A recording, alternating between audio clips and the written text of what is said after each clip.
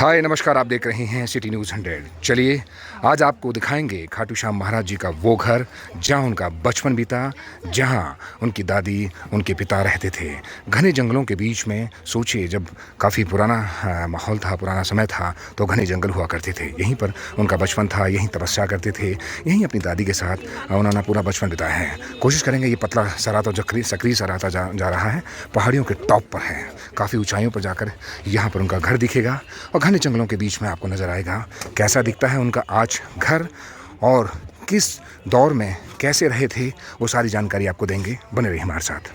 तो चलिए दिखाते हैं कौन सा घर है और कैसा दिखता है खाटू श्याम महाराज जी का, वो जहां उनका बचपन बीता। सामने आप देख रहे हैं, ये वो निवास है, ये वो घर है जहां पर आप सैकड़ों की तादाद में आज के टाइम श्रद्धालु आते हैं और यहाँ पूजा अर्चना करते हैं, मत्था टेकते हैं, उसके बाद सीधा सीधा अपनी राह के लिए निकल जाते हैं। दिखाएंगे अंदर वो घर, जरा देख लीजिए। ये वो प्राचीन निवास है, घर है, यहाँ पर खाटू श्याम महाराज जी रहते थे। मैं आपको बता दूं, पुरानी कहावत है, या कहते हैं हमारे पौराणिक चीज़ बोली जाती है कि जब महाभारत काल था तो पांडव में भीम हुआ करते थे। भीम की वाइफ थी हिडिंबा, वो यहीं रहती थी। हिडिंबा के बेटे थे घटोत्कच और घटोत्कच के बेटे थे बर्बरिक, जिन्हें भगवान श्री कृष्ण ने आशीर्वाद दिया था। बहुत लंबी कहानी है, वो भी हम आपको बताएंगे कि जो उनकी पूजा करेगा बर्बरिक की, समझिए भगवान कृष्ण की उनकी पूजा उनको लग रही है। तो ये घर है, आपको दिखा दें, यहीं पर रहते थे खाटू श्याम महाराज जी, मतलब जिन्हें बर्बरिक भी कहा जाता है। चलिए अंदर दिखाते हैं कि अंदर कैसा दिखता है। ये रास्ता भी आप देख लीजिए, ये घटोत्कच का स्थल, मतलब घटोत्कच का मंदिर उधर है। मतलब जो खाटू श्याम महाराज जी के फादर थे, उनका मंदिर उधर बताया जा रहा है। अभी उधर भी चलेंगे, दिखाएंगे, लेकिन फिलहाल में उनकी दादी का घर दिखा देते हैं। ये हिडिंबा टेम्पल बोला जाता है। ये अब कहाँ पड़ता है आपको बता दूँ, मनाली अगर आप जाते हैं तो मनाली से आप मनाली के माल रोड पर अगर आते हैं तो उससे 2.5 किलोमीटर दूरी पर ही ये हिडिंबा टेम्पल है। यहाँ पर सैकड़ों की तादाद में रोजाना यहाँ पर आपको बता दूँ श्रद्धालु आते हैं, मत्था टेकते हैं, पूजा अर्चना करते हैं, उसके बाद निकल जाते हैं। घटोत्कच जी कहाँ पर रहते थे वो भी हम आपको दिखाएंगे। उसके 100 मीटर आगे बताया जा रहा है, 100 मीटर आगे उनका निवास स्थान है। बने रहिए हमारे साथ। ये है मुख्य द्वार। इसके अंदर आपको बता दूं अच्छे खासी गुफा है। गुफा के अंदर काफ़ी कुछ जो दीवारें काली हैं, काफ़ी कुछ ऐसा नज़र आता है कि बहुत पुराना जो यहाँ का माहौल हुआ होगा, बहुत पुराना यहाँ का ये जो स्थल रहा होगा। ये देखिएगा, साफ साफ यहाँ लिखा हुआ है, ये देखिए, जय माँ हिडिंबा, कृपया श्रद्धालु भेंट दान पात्र में ही डालें, ये जो लिखा हुआ है, ये देखिए। अंदर कैमरा अलाउ नहीं है, इसलिए कोशिश करेंगे यहीं से आपको दिखा दें इसको। पुरानी चौखटें हैं, जो देखिए पुरानी टाइप की जो चौखटें हुआ करती थी, इस पर कई कहते हैं कि विराजमान हैं, कई देवी देवता इसके देखिए चौखट पर विराजमान हैं अच्छे खासे। ये देखिए हर देवी देवता यहाँ विराजमान है, काफ़ी कुछ दिखाई जा रहा है, कोशिश की जा रही है, लेकिन क्या इसकी हिस्ट्री है वो भी ऑलरेडी देखिए लोग बाग अंदर चढ़ा के आते हैं, अंदर होकर आते हैं। ये अंदर आपको दिखाने की कोशिश करेंगे, ये देखिएगा पूरा तरीके से आपको।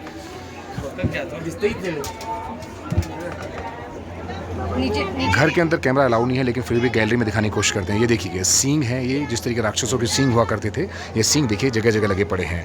और जो चेहरा आप देखने की कोशिश करेंगे, चेहरा देखिए सींग अंदर लगे पड़े हैं। ये देखिए दीवारों पर सींग की जो बनावट है, जिस तरह के स्ट्रक्चर बनाया गया है, लकड़ी के स्ट्रक्चर पर इसको खड़ा किया गया है, वो बहुत ही लाजवाब है। मतलब पुराने टाइम से, द्वापर युग से ये अभी तक फिलहाल में मंदिर अभी तक जस का तस बना हुआ है।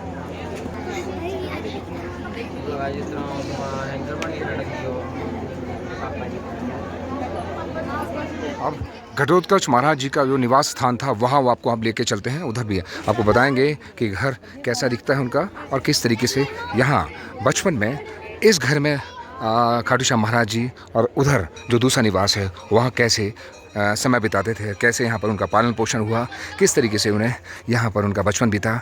ये रास्ता उधर की तरफ जा रहा है। चलिए बने रहिए हमारे साथ, आपको मंदिर में चल कर दिखाएंगे कि मंदिर की हकीकत क्या है।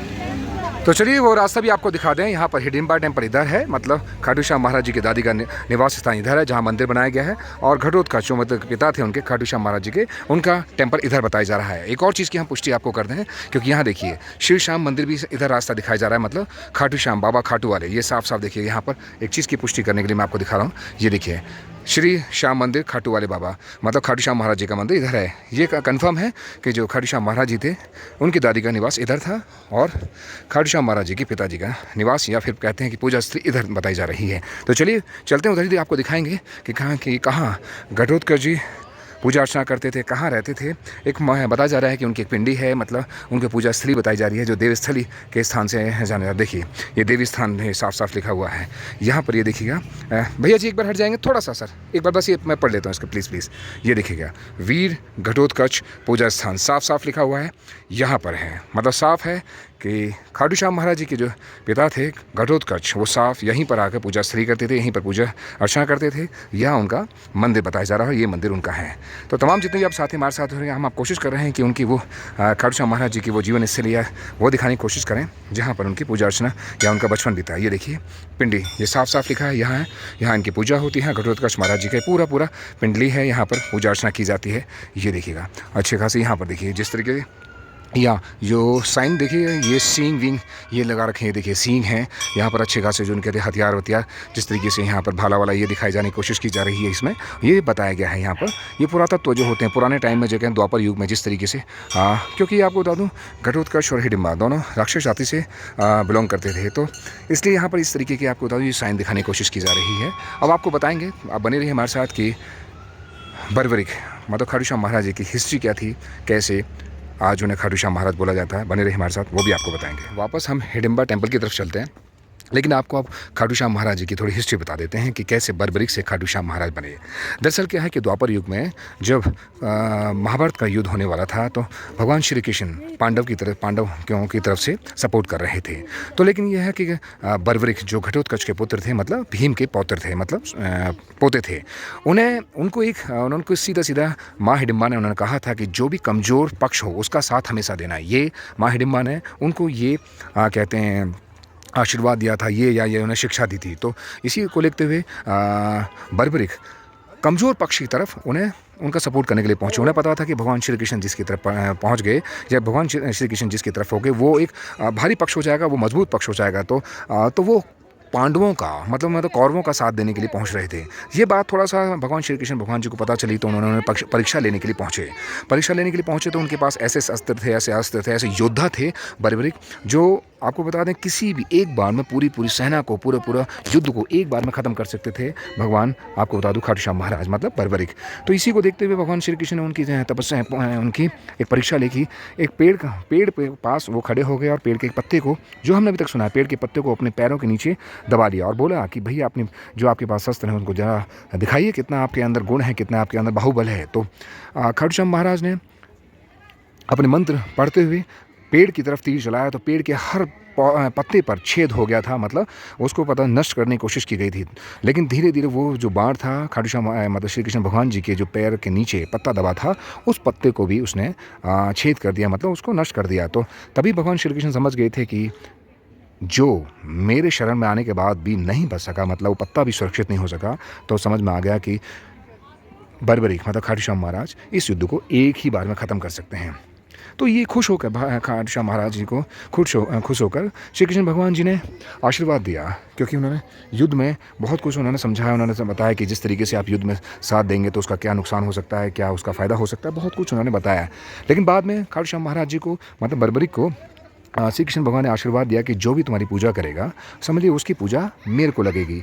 तो तभी से खाटू श्याम महाराज जी की पूजा की जाने लगी और तब से भगवान के तौर पर उनको पूजा जाने लगा। तभी बोला जाता है कि हारे का सहारा श्याम हमारा, तो मतलब श्याम मतलब श्री कृष्ण भगवान जी। बहुत और भी पौराणिक कहावतें हैं, भूल चूक क्षमा अगर कोई त्रुटि हुई हो, लेकिन मैं फिर भी माफ़ी चाहूँगा। लेकिन मोटे मोटे तौर पर वीडियो बड़ी लंबी ना हो जाए, इसलिए मोटे मोटे तौर पर मैंने कुछ अंश खाटू श्याम महाराज जी के या फिर बर्बरिक की जो कहानी के थे, महाभारत से जुड़ी जो कहानी के थे, वो बताने की कोशिश करी।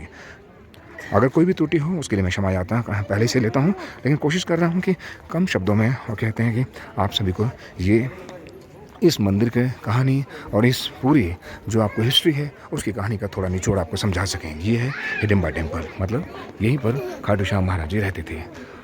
चलिए अंत में आपसे विदाई लेते हैं। जय श्री श्याम, जय हो खाटू श्याम महाराज जी की, जय हो माँ हिडिंबा, जय श्री कृष्ण। आप बने रहिए हमारे साथ, आप देख रहे थे सिटी न्यूज़ 100।